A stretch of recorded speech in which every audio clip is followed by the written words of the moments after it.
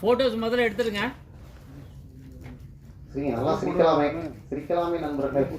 ரொம்ப ஹாப்பியாக இருக்கும் எல்லாருமே.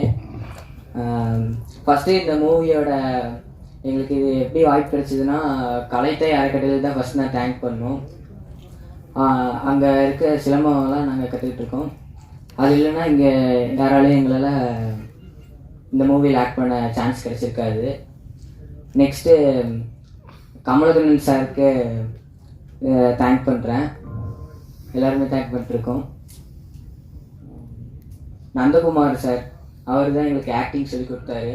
45 to 50 டேஸ்க்குள்ளே அவர் தான் சொல்லிக் கொடுத்தாரு. அவர் ஆக்ட் சொல்லிக் கொடுக்கலன்னா இந்த ஆக்டிங் வந்திருக்காது. அப்புறம் இந்த ஹோல் டீம் கூட எப்போ இந்த டே வரும்ன்ட்டு ரொம்ப நாள் வெயிட் பண்ணிட்டு இருந்தோம். இன்னைக்கு வந்திருக்கு, ரொம்ப ஹாப்பியாக இருக்கும். இதே மாதிரியே அடிக்கடி ஹாப்பியாக இருக்கணும்னு தேங்க் பண்ணிக்கிறேன். ஸோ ஸ்வீட்டா தம்பி, the best speech of the day already. அனைவருக்கும் வணக்கம். என் பேர் ரத்தீஷ். இந்த படத்தில் என் பேர் வந்து அங்குராஜ்.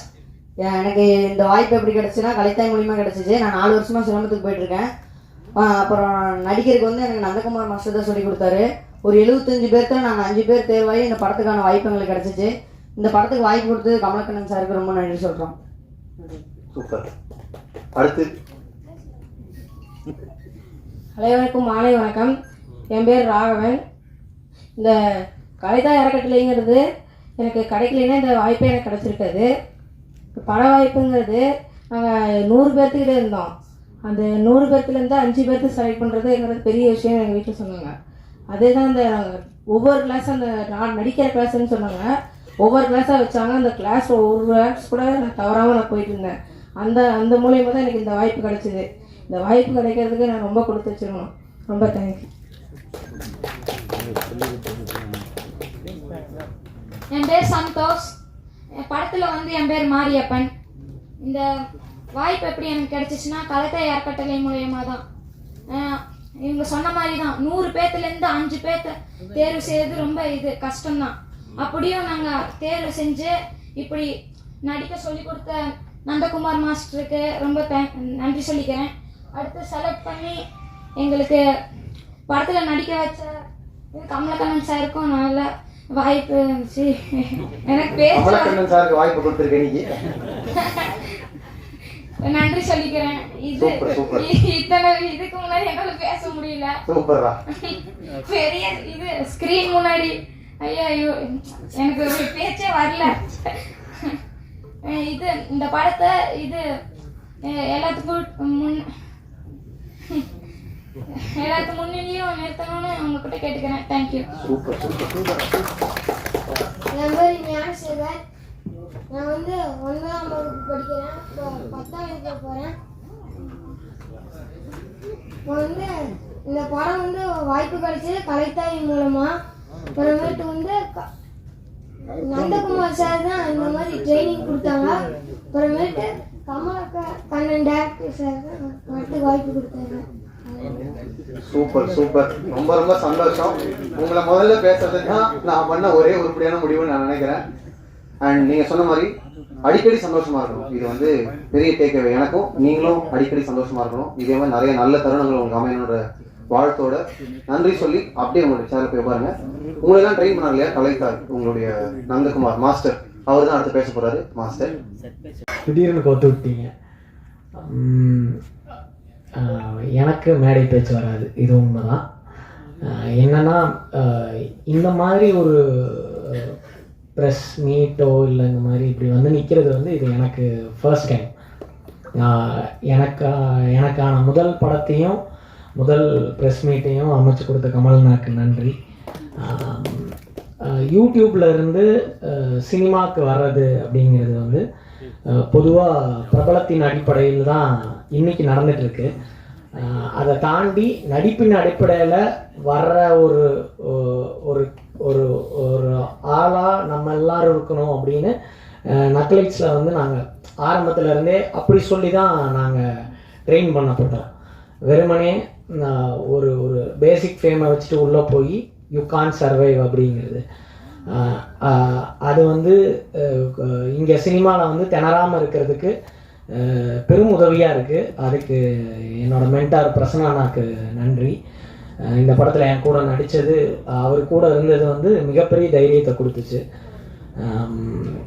இந்த படம் எந்த அளவுக்கு ப்ரீஸியாகவும் ப்ளசண்ட்டாகவும் இருக்கோ அதை விட டபுள் மடங்கு இந்த ஷூட்டிங் ப்ராசஸ் அப்படி தான் இருந்தது. காலையில் ஒரு 9-9:30 போய் நின்னோம்னா பொதுவாக பரபரப்பாக இருக்கிற ஒரு சினிமா செட்டு தான் பார்ப்போம்.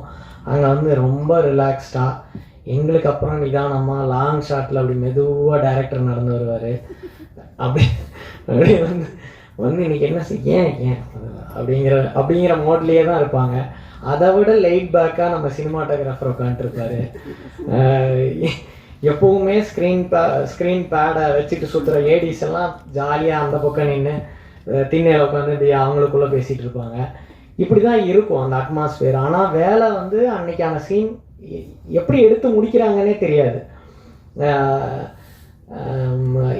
எனக்கு வந்து இந்த அந்த அந்த ப்ராசஸே வந்து ஒரு யூடியூப்லேருந்து சினிமாவுக்கு போனால் ஒரு ஒரு ஒரு ஒரு பிக் இது இருக்கும்ல, அந்த அந்த அந்த ஏரியாவே எனக்கு கிடைக்கல இந்த படத்தில். அதே மாதிரி எப்படி நாங்கள் வீடியோ ஷூட் பண்ணுவோமோ அதே ப்ராசஸ் தான். என்ன ஒரு பெரிய கேமரா இருக்கும் அவ்வளோதான் அப்படிங்கிற மாதிரி. பெரிய கரெக்ஷன்ஸ் எல்லாம் எதுவுமே சொல்ல மாட்டார் கமலண்ணா.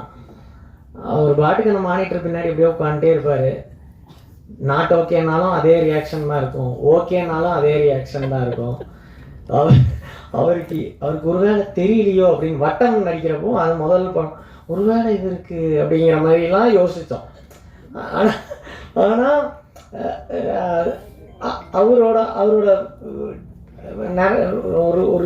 ஒரு 10 நாள் 15 நாள் நடிச்சிருப்போம். ஆனால் அவர் எப்படி அதை கன்சீவ் பண்ணுறாருன்னு இப்போ வரைக்கும் கண்டுபிடிக்க முடியல. ரொம்ப ரொம்ப ரிலாக்ஸ்டான, நான் வேலை செஞ்சதுலேயே ரொம்ப ரிலாக்ஸ்டான இயக்குனர் வந்து கமலண்ணா தான். அதை விட சில்லான ஆள் நம்ம பிரபா. அவர் கூட அதுக்கேற்ற மாதிரியே ஆளை பிடிச்சாரா இல்லை அதனால் 2 பேரும் சேர்ந்தாங்களா என்னன்னு தெரில. அவரும் அதை விட சில்லாக இருப்பாங்க. ஸோ இது ஓவராலாகவே இந்த செட்டே வந்து ஒரு பயங்கர மெமரியை கொடுத்துச்சு. இந்த படத்தை விட எனக்கு அந்த ப்ராசஸ் தான் ரொம்ப இன்ட்ரெஸ்டிங்காக இருந்தது. அப்புறம் இதில் வந்து ஃபஸ்ட் டைம் காளி சாரை அப்போ தான் பார்க்குறேன் நான். ரொம்ப ரொம்ப ரசித்த வியந்து பார்த்த நடிப்பு திறனுள்ள ஒரு நடிகர். எனக்கு என்ன ஃபஸ்ட் டைம் அவர் வந்து டைலாக் பேசும்போது பேசினார். எனக்கு வந்து எங்களுக்கு அது தெரியாதுல்ல. எனக்கு வந்து யூடியூப்பில் கத்தி பேசி ஏன்னா லைவ் சவுண்டுங்கிறதுனால எனக்கு அந்த ப்ராசஸ் தெரியாது. எனக்கு அந்த டைலாக்கவா எனக்கு என்ன எப்போ பேசுகிறாரு எப்போ அதுதான் எனக்கு காளி சார்கிட்ட ரொம்ப. அப்புறம் நாங்கள் அடுத்துன்னு 4 படம் இல்லை சார், 3-4 நான் நடித்தது 5. காளி சார் விளையாட்டாக கூட சொல்ல அவன் நடித்தது 5 படம், அதில் 4 படம் என் கூட அப்படிம்பாரு. ஸோ ரொம்ப சந்தோஷம். திரும்ப காளி சார் கூட அசோசியேட் ஆகிக்கிறேன். என்னோட லக்கி சாம் அவர். ஜிப்ரான் சார் வந்து ஒரு தடவை இல்லை ஒரே தடவை டப்பிங் பேசுகிறப்போ இருந்தப்போ கமலண்ணா வந்து சொன்னார், ஜிப்ரான் பார்த்துட்டு ரொம்ப சூப்பராக இருக்குன்னாரு அப்படின்னாரு. சாம்பிராணி போடுறாராட்டிருக்கு அப்படின்னு நினச்சேன்.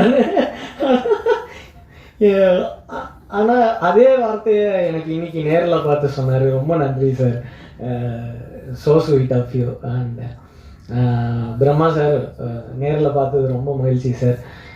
இன்னும் வந்திருக்கிற எல்லா பெரியவங்களுக்கும் நன்றி. இன்னும் அவன் சொன்ன மாதிரி இன்னும் நிறையா மகிழ்ச்சியான நேரங்கள் இது போல் அமையட்டும்னு வேண்டி நன்றி சொல்லிக்கிறேன். தேங்க்யூ.